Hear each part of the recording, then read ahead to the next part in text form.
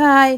വർഷങ്ങളോളം കേടുവരാതെ മാങ്ങ എങ്ങനെ ഉപ്പിലിടാന്നൊന്ന് കണ്ടാലോ? അപ്പോൾ കുറച്ച് മാങ്ങ കിട്ടിയിട്ട് അപ്പം ഉപ്പിലിടാന്ന് വിചാരിച്ചു. അപ്പോൾ നമുക്ക് എപ്പോഴെങ്കിലുമൊക്കെ എടുത്തത് അച്ചാറാക്കാമല്ലോ. അപ്പോൾ ഞാനൊക്കെ ഇടുന്ന ഒരു 2 വർഷമൊക്കെ ഇങ്ങനെ കേടാവാതെ ഇരിക്കും കേട്ടോ. അതിനായിട്ട് നമ്മൾ മാങ്ങ നല്ലപോലെ കഴുകിയിട്ട് ശേഷം തുടച്ചെടുക്കണം കേട്ടോ. കാരണം വെള്ളമയം ഒട്ടും പാടില്ല. വെള്ളത്തിൻ്റെ അംശം ഉണ്ടെങ്കിൽ മാങ്ങ ഉപ്പിലിട്ടത് പൂത്തു പോകാൻ ചാൻസ് ഉണ്ട്. അപ്പോൾ നമ്മൾ ഈ ടിപ്പൊക്കെ നമ്മൾ ശ്രദ്ധിക്കണം കേട്ടോ. മാങ്ങയിൽ വെള്ളമൊന്നും പാടില്ല. അപ്പോൾ ഞാനത് നന്നായിട്ട് ഇങ്ങനെ പീസാക്കി എടുക്കുന്നുണ്ട്. വേണമെങ്കിൽ നിങ്ങൾക്ക് അങ്ങനെ വേണമെങ്കിലും ഇടാട്ടോ. ഞാൻ അങ്ങനെ ഇടാറുണ്ട്. ഇതിപ്പോൾ ഞാൻ പീസായിട്ട് ഇത്തിരി കട്ടിയുള്ള പീസാക്കിയിട്ട് ഇടാം. നമുക്കിനി പീസായിട്ട് എടുത്ത് കഴിക്കാമല്ലോ. കണ്ട് ഇങ്ങനത്തെ ഒരു പരുവത്തിലാണ് കേട്ടോ ഞാൻ അരിയുന്നത്. നിങ്ങൾക്ക് വേണം ചെത്തിയിട്ട് വേണമെങ്കിലും ഇടാം. അങ്ങനെ ഇടുന്നവരുണ്ട്. അതുപോലെ തൊലി ഇല്ലാതെ വേണമെങ്കിൽ അങ്ങനെയും ചെയ്യാം. ചില മാങ്ങി തൊലി ഇങ്ങനെ നല്ല കട്ടി ഉണ്ടാവുമല്ലോ. അങ്ങനെ ഇല്ലാതെ നമുക്ക് അങ്ങനെ ചെയ്യാം. അപ്പോൾ എല്ലാ മാങ്ങ ഇതുപോലെ അരിഞ്ഞെടുത്തിട്ടുണ്ട് കണ്ടോ. ഇങ്ങനെ അരിഞ്ഞിട്ട് ഞാനത് ഇട്ടിട്ടുണ്ട്. പിന്നെ വേണ്ടത് നമുക്ക് വെള്ളം എടുക്കണം കേട്ടോ. അതായത് നമ്മളിപ്പോൾ ഏത് പാത്രത്തിലാണോ നമ്മൾ മാങ്ങ ഉപ്പിലിടാൻ ഉദ്ദേശിക്കുന്നത് ആ പാത്രത്തിൻ്റെ അളവിൽ ഇത്തിരി കൂടെ കൂടുതലായിട്ട് വെള്ളം തിളപ്പിച്ച് ചൂടാറാനായിട്ട് വെക്കണം കേട്ടോ. നന്നായിട്ട് തണുത്തിരിക്കണം. ചൂടോട് കൂടിയിട്ട് ഇടരുത്. നന്നായി തണുക്കാനായിട്ട് നമ്മൾ വെയിറ്റ് ചെയ്യണം. പിന്നെ ഞാനൊരു ഗ്ലാസിൻ്റെ ജാർ എടുത്തിട്ടുണ്ട്. അതിലോട്ട് ഈ മാങ്ങ അങ്ങനെ ഇടുന്നുണ്ട് കേട്ടോ. അതായത് ലെയർ പോലെ ഇടുന്നത്. കാരണം ഞാൻ അതിൽ കുറച്ച് പച്ചമുളകും കൂടെ ഇടുന്നുണ്ട്. ഇത് വീട്ടിലുണ്ടായ പച്ചമുളക് തന്നെ. അപ്പോൾ നല്ല എരിവുണ്ട് കേട്ടോ. ഞാൻ കുറച്ച് പച്ചമുളക് ഇടുന്നുള്ളൂ. അപ്പോൾ ഇങ്ങനെ നടു കീറിയിട്ടാണ് കേട്ടോ ഇടുന്നത്. നടു കീറിയിട്ട് വേണമെങ്കിൽ വേണമെങ്കിൽ കാന്താരി മുളകൊക്കെ ഇടുകയാണെങ്കിൽ ഇത്തിരി കൂടെ ടേസ്റ്റ് വരും. നല്ല ടേസ്റ്റ് ഉണ്ട്. അപ്പോൾ ഞാൻ കുറച്ചിട്ട് പിന്നെ മുളകിട്ടു, പിന്നെ വീണ്ടും മാങ്ങ ഇട്ട്, പിന്നെ മുളകിട്ട്, അങ്ങനെ ഒരു ലെയർ പോലെ ഇട്ടിട്ടാട്ടോ ചെയ്യണത്. ഇതിലേ പണ്ട് ഞാൻ വെളുത്തുള്ളിയൊക്കെ ഇട്ടിട്ടുണ്ടായിരുന്നു. അതും ടേസ്റ്റ് ഉണ്ട്.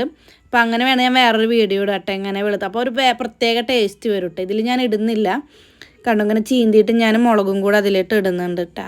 അപ്പം നമ്മളിപ്പോൾ മുളക് അങ്ങനെ വേണമെങ്കിലും ഇടാം. അതായത് വെറുതെ ഇങ്ങനെ ജസ്റ്റ് ഒന്ന് ഇങ്ങനെ വരഞ്ഞിട്ട് വേണമെങ്കിലും ഇട്ട് എങ്ങനെ വേണമെങ്കിൽ നമ്മൾ ഇഷ്ടത്തിന് മുളക് ഇടാം കേട്ടോ. അത് ഓരോരുത്തരുടെ എരിവ് അനുസരിച്ച് മുളകിൻ്റെ എണ്ണം കൂട്ടും കുറയ്ക്കുകയൊക്കെ ചെയ്യാം. അതിന് ശേഷം നമ്മൾ ഈ വെള്ളം തിളപ്പിച്ചത് ചൂടാറിയിട്ടുള്ള വെള്ളം കേട്ടോ. നന്നായിട്ട് ചൂടാറിയിട്ടുണ്ട്.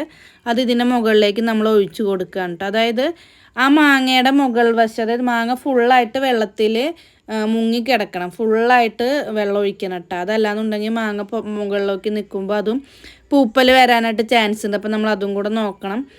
അതിന് ശേഷം മാത്രമേ നമ്മൾ അതിനനുസരിച്ച് നമ്മൾ വെള്ളം ഒഴിക്കാവൂ. പിന്നെ നമ്മൾ കല്ലുപ്പ് ഇടണം കേട്ടോ.